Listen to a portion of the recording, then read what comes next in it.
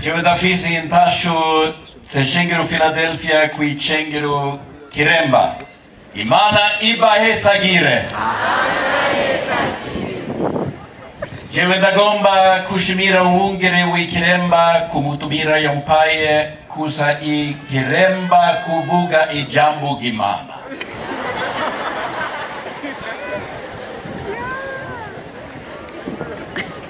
Was that okay? Mbega mwumva yagerageje kuvuga neza? Murakoze cyane.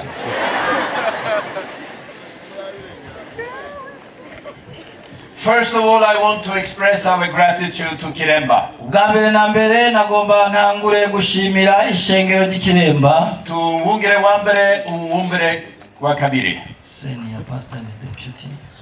We are most grateful for your generosity. Twaranezerewe cyane n'ukugene mwatwakiriye. And for your hospitality. Igene mwatwakiriye. You have a big heart for unity. Mufise umutima wagutse cyane wo kugiranira ubumwe. And together, Philadelphia and Kiremba has invited all the pastors in the Pentecostal movement. Hanyuma ishengero ruvyara rya Philadelphia Stockholm riri kumwe n'ishengero ry'Ikiremba bafatikanirije hamwe gutanga umutumiro ku mashengero yose ya Pentecote mu Burundi. And for the first time in history, kandi ryabaye ubwa mbere mu mateka cyane muri kahise, here in Kiremba, aho hano Kiremba, all the pastors in the Pentecostal movement in Burundi, aho abapastori bose bakorera amashengero ya Pentecote mu Burundi, has been together for 2 days. aho bashoboye guhurira hamwe hano mu kiringo cy'iminsi ibiri. To read the word of God, kugira ngo dusangire ijambo ry'Imana, to pray together, dusengere hamwe, to experience the power of the Holy Spirit, kugira ngo twongere kuba mu bushobozi bwa Mpwemu Yera, and to be in unity. kandi kugira ngo dushishikare kugiranira ubumwe. I want to express our gratitude to the Church of Kiremba Agomba rero tukurishimire ishengero ry'Ikiremba for all the work you have done ku by'ibikorwa byose mwakoze to receive more than 1,200 pastors. kugira ngo mwakire abapastori barenga 1,200. You know, pastors are eating a lot. Murazi yuko abapastori barakenera gufungura. And you have prepared food. Mwarabafunguriye very nice food. kandi by'ukuri mwabafunguriye neza cyane. Murakoze cyane. And you have prepared place to sleep.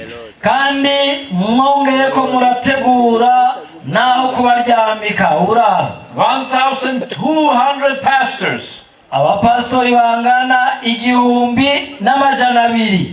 Everyone is happy. Uwariwe wese muri abo aranezerewe. Thank you very much for your generosity. Mwarakoze cyane gose kubwo bugwaneza mwerekanye. For all the work you have done. kandi kubw'ibikorwa byiza byose mwakoze. And once again, kandi ugira kandi we give thanks to senior pastor twongeye gushimira umwungere wa mbere w'ishengero for leading this whole project. ingena yahagarariye bino bikorwa together with all the pastors in Kiremba. kandi afashijwe n'inama y'abapastori hano i Kiremba. Imana ibahesagire. May God bless you. As you heard, we have to go to Bujumbura. Nkuko mwamaze kuvyumva mukanya duca tuji Bujumbura Because we need to take a test for COVID. kuko hari ibipimo bikenerwa. Look at me. Mundabe mwese. 2 weeks ago, Aheze amayinga abiri I had COVID. nari ngwaye corona. So I was not allowed to go to Burundi. Ico gihe rero sinari ndekuriwe na gatoya guza hano mu Burundi. But I recovered. Ariko Imana yarankijije narakize. And here I am. Kandi raba ndi hano ndakomeye. We believe that God can help us. Turizera ko Imana ishobora kudufasha and give us strength. kandi kaduha inkomezi. But Ariko in order to be able to travel home, kugira ngo nshobore kwemererwa gusubira hariya, dushobore kwemererwa gusubira iwacu muri kiriya gihugu cyacu, we have to take a test. birasabwa ko tugirisha ibipimo. So we are sorry that we will leave you very soon. Turabasabye imbabazi nimwabona tugiye amiga atarahera.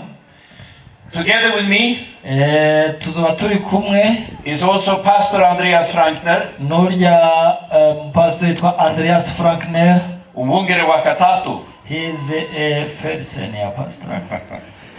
No, umwungere wa 3.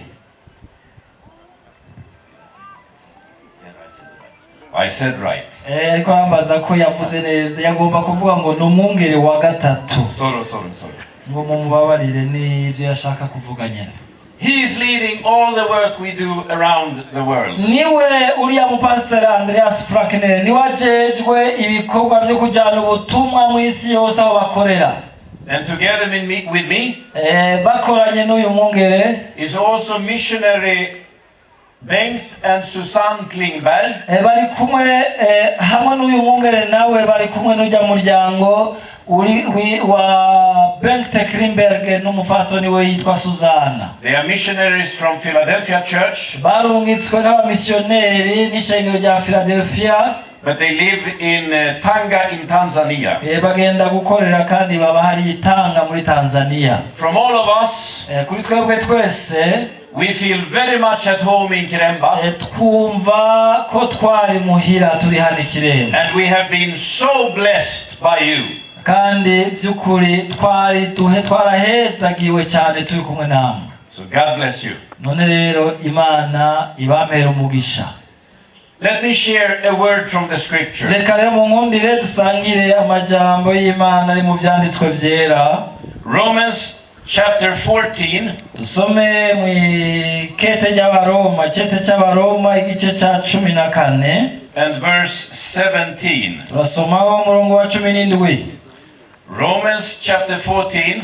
Abaroma igice cya 14 and verse 17. Ku murongo wa 17. Dusome mu izina rya Yesu Kristo. Kuko ubwami bw'Imana Atar'Ukurya no kunywa, ariko no kugororoka n'amahoro n'umunezero vyo muri mpwemu yera. The kingdom of God, ubwami bw'Imana, is a kingdom of peace. N'ubwami bw'Amahoro. A kingdom of joy. N'ubwami bw'umunezero. It is not the kingdom of food. Si ubwami bwo kurya. It is not the kingdom of power. Si ubwami bw'ubutware bw'intwaro nk'iyi tumenyereye. It is not the kingdom of money. Si ubwami buvuga burodeje amafaranga. No, it's a kingdom of justice. N'ubwami bwo kugororoka. Of peace. Kandi n'ubwami bw'amahoro. And of joy. Kandi n'ubwami bw'umunezero. How do you know that Jesus is in our midst? Mbega tumenya gute ko Yesu Kristo ari hagati muri twebwe? What are the signs that the Holy Spirit is among us? Mbega tumenya gute ko mpwemu yera ari hagati muri twebwe? The same as we read here. Ni karorero naka duhejeje gusoma hano. Peace. Haba amahoro. And joy. Hakaba umunezero. How do you know that Jesus is blessing you and walking by your side? Mbega umenya gute ko Yesu Kristo ariko arakorera muri wewe kandi ariko aragendana nawe ari mu ruhande rwawe? There are 3 very clear signs. Hariho ibimenyetso bitatu bitabesha. Justice. Ni ukugororoka. Peace. Amahoro. And joy. N'umunezero. When you walk in peace. Iyo ugendera mu mahoro. When you walk in joy. Iyo ugendera mu munezero. When you walk in justice. Iyo ugendera mu kugororoka. You are walking in the kingdom of God. Uri kuragendera mu bwami bw'Imana. You are walking in the power of the Holy Spirit. Uri kuragendeshwa n'ubushobozi bwa mpwemu yera. And you are walking together with Jesus. Kandi uri kuragendana na Yesu Kristo. Let's read together from the Gospel of John. Reka dusomere hamwe kandi ubutumwa bwiza ko bwanditswe na Yohana. Chapter 20. Igice cya 20. and verse 19. Dusoma umurongo waho wa 19. The Gospel of John, ubutumwa bwiza bwa Yesu Kristo bwanditswe na Yohana, chapter 20, igice ca 20 and verse 19. umurongo wa 19. Yesu yiyereka abigishwa 10, nuko kuri uwo munsi w'uhwibiriye, niwo munsi wa mbere w'iminsi indwi, inzugi zari zugaye aho abigishwa bari kubwo gutinya abayuda. Yesu araza abahagarara hagati, arababwira ati amahoro abe muri mwe. Umwigisha wabo Yesu Kristo yabambwe yishwe, And now they are afraid that they also will be killed. kandi bari bafite ubwoba ko nabo nyene bazokwicwa. So they have locked the door Nico gituma bari bugaye inzugi, so that no one can enter, kugira ngo ntihagire uwinjira. to keep everyone outside Bagomba ko abantu bose baguma hanze, and to keep themselves inside. hanyuma nabo bakaguma biyugaraniye indani mu nzu. But there is someone Ariko hariho umwe who can walk through closed doors. ashobora guca n'ahantu inzugi ziba zugaye. There is someone who can walk through walls, Hariho umwe afise ububasha no guca mu ruhome, and that is Jesus Christ. uwo ni Yesu Kristo. Sometimes we are afraid. Ibihe bimwe bimusanga dufise ubwoba, We try to lock the door. tukagerageza kugara umuryango, We try to keep everyone outside. tukagerageza ko ata n'umwe yotwinjirirako, bose bakaguma hanze. But let me tell you this. Ariko ndakubwira iki, There is someone hariho umwe who you never can lock out, udashobora kugaranira hanze, and that is Jesus uwo ni Christ. Yesu Kristo. Amen. Amen. Crucified. Igihe Yesu Kristo yari yabambwe, What did Peter do? mbega Petero yakoze iki? The disciple Peter. The disciple Peter. wa mwigishwa canke ya ntumwa ya Yesu Petero, What did he do? mbega yakoze iki?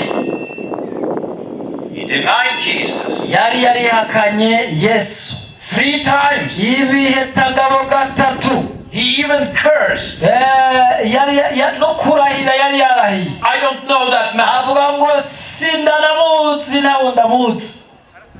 Do you know what Judas did? Mbega murazi ivyo Yuda nawe yari yarakoze? You know what Judas did? Murazi ivyo Yuda yakoze? He betrayed Jesus. Yagurishije Yesu.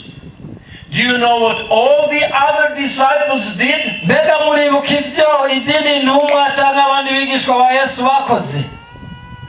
They ran away Barahunze because they were afraid. kuko bari bafise ubwoba.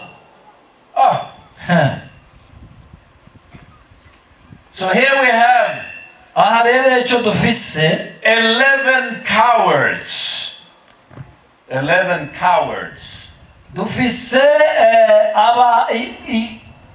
umwigisha wabo. In times of trouble they run away. Mu gihe c'amageragezwa, mu gihe bari bamufashe baciye barahunga. Now they have locked the door. Abo naho bari ahantu bariyugaranye. And then Jesus comes. Hanyuma Yesu acaraza. And what does he say to them? Mbega yaciye ababwira iki? I know what I would have said.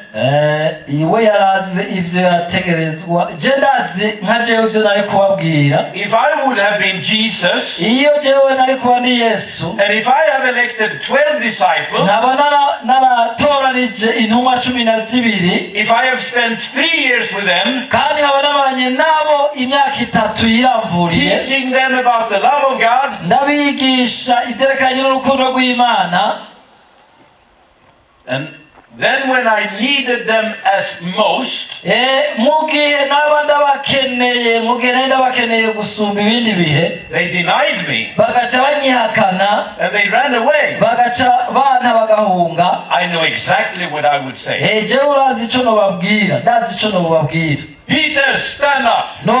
Noca nshikira Petero ngo Petero haguruka. Now explain yourself. Ugomba wisigure wowe ubwawe. Who do you think you are? Mbega wibaza wo kurinde? You're a coward. Wewe uri umuntu yamevye. Do you agree? Do you agree? Mbega uravyemera? Do you have any excuse? Do you have any excuse? Mbega urafise imvo woshobora gutanga muri ivyo? And I would teach him a lesson. Hanyuma ngaca ndabahicirwa nk'abakosora. And then I would kick him out. Ngaca ndabatera umugere nk'abasohorera hanze. And say, I need 12 new apostles. Ngaca ndavuga ngo jewe ngira nzotoranye abandi mwemviraho. And then I would say, John, please stand up. Ngaca nshikira Yohana mwazi. Yohana haguruka. Andrew, please stand up. Hanyuma abwira Andrea nti haguruka Andrea. When I was crucified, igihe nari ku musaraba, what did you do? Mbega mwakoze iki? You ran away. Mwaciye muhunga muranta. Now explain yourself. Ubu rero nkeneye ko wisigura kuri ico. You think that you are worthy to be my disciple? Mbega wiyumvira ko wowe ukwiye kushishikara witwa intumwa yanje? No way. Ntibigikunda nta nzira ikihari. There is the door. Hariho umuryango harya. I have to pick 12 new ones. I have to pick 12 new ones. Ngomba gutoranya abandi 12 bashasha. You should be happy that I am not Jesus. Mwebwe nimunezerwe kuko jewe ntari Yesu. What is Jesus doing? Mbega Yesu yakoze iki? What is the first thing he says? Mbega icambere yababwiye cabaye ikihe? Amahoro. He said to them, peace. But they are sinners. Ariko bari abanyabyaha. They are cowards. Bari baramwihakanye. They have failed. Bari barananiwe. They should be under discipline. Bategerezwa gusubizwa ku rutonde ku murongo. No more communion for a year. Ntibategerezwa gusubira kugiranira ubumwe n'ubucuti na Yesu. But not Jesus. Ariko Yesu. How do you know that Jesus is talking to you? Mbega hajya wohora umenya gute ko Yesu ariko aravugana nawe? It is always the same sign. Ni byama bigaragazwa n'ibimenyetso bisa hose. Even when you have committed sin. Naho wowe ukiri umunyabyaha canke wacumuye. Even when you have been a coward. Naho waramwihakanye. Even if you have denied him. Naho waramwihakanye. When Jesus comes to you, igihe Yesu aje kuri wewe, the first thing you will experience icambere uzobona kuri we is amahoro. Azokuramutsa amahoro. That is the reason why so many sinners nico gituma abanyabyaha benshi love Jesus. Bakunda Yesu. When we meet people, igihe duhuye n'abantu, they accuse us. Baratwagiriza. They say that we are no good people. Bakakubwira bati wewe uri umuntu mwiza. But when we meet Jesus, ariko iyo uhuye na Yesu, the first thing he will speak into your life ikintu cambere avugira mu bugingo bwawe is peace. Avuga ngo amahoro. Peace be amahoro abe muri wewe. Do you know what is the sign of the people of God? Mbega murazi kiranga abantu b'Imana? Peace. N'amahoro. We live in peace. Tubayeho mu mahoro. Even when people commit sin. N'abantu bagikora ibyaha. If people speak bad of us. N'abantu bo tuvuga nabi. If people betray us. N'abantu bo duhemukira. We say peace. Tubabwira tuti be with you. Mube amahoro, mugira amahoro. Why do we do that? Mbega kubera iki dutegerezwa gukora gutyo? Because Jesus did that. Kubera Yesu Kristo ari wabikeneye. So this will be my final greeting to you. Ibyo rero nizo ndamukanyo zanje nabasangije mu ijambo ry'Imana mpereje ko uno munsi. Amahoro. Peace. And let me tell you. Nagomba rero munyemere ndababwire. If you are here today. Nimba uri hano uno munsi. And you know, I have denied Jesus. Ukabuzi neza mu mutima wawe ko wihakanye Yesu. I have turned away from Jesus. Naravuye kuri Yesu, naramutaye. I am a coward. Naramwihakanye. Do you know what Jesus would like to give to you? Mbega urazi icyo Yesu Kristo yiteguriye kuguha? Peace. Yiteguye kuza kuguha and joy. N'umunezero. What do you need to do? mbega wowe usabwa gukora iki? Come to Jesus. Usabwa kuza kuri Yesu Repent. ukihana. And what he will talk into your life. Ico aza kuvugira mu bugingo bwawe, Peace. aza kuguha amahoro. And joy. N'umunezero. Imana ibahesa. May God bless you. Jesus, I thank you for your peace. Yesu Kristo ndagushimiye amahoro yawe. And I thank you for the joy. Kandi ndagushimiye amahoro yawe, umunezero duha. You know that there are people among us that has denied you.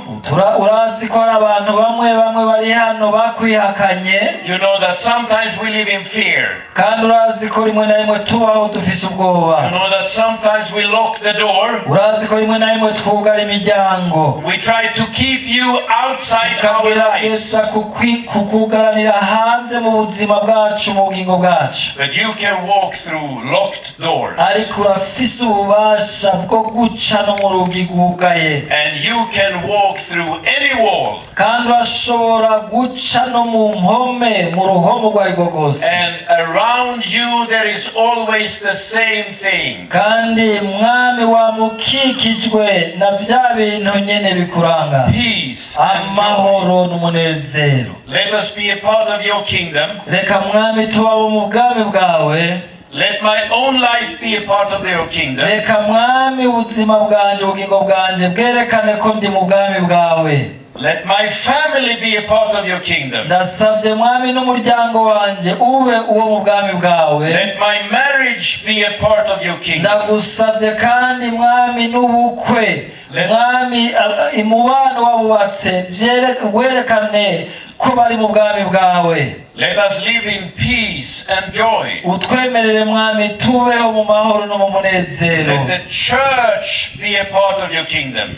Turagusavye ngo ishengero ryawe ryerekane ko ri mu bwami bwawe. Filled with peace and joy. Uryuzuze amahoro n'umunezero. Thank you for the days we had with the pastors. Warakoze mwami kuri ya minsi twamaranye n'abapastori. It was day of peace and joy. Yabaye iminsi y'amahoro n'umunezero. Your kingdom is here. Ubwami bwawe buri hano. Thank you, Jesus. Turagushimiye Yesu. Amen. Amen.